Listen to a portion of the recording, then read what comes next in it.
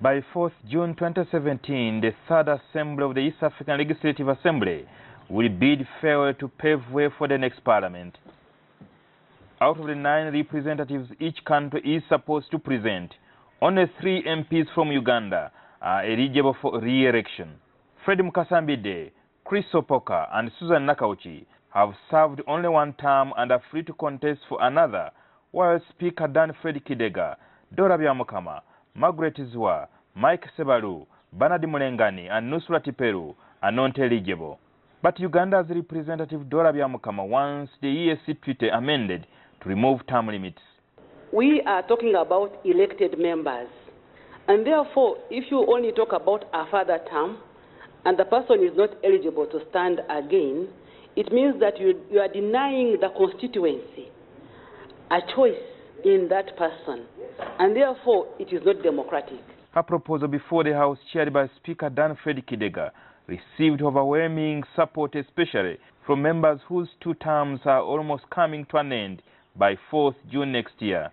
The practice in all Commonwealth parliaments is that there are no term limits in parliament.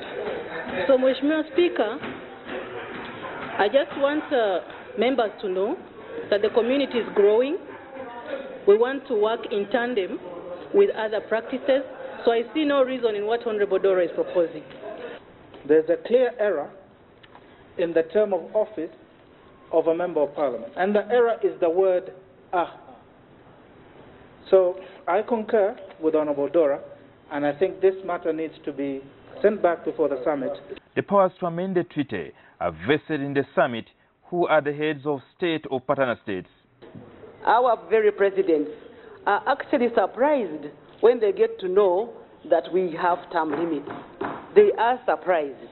And I don't want to say their names, but I know you've met your presidents, and they'll say, so what's happening? And then you say, I won't be able to go back. They say, why not?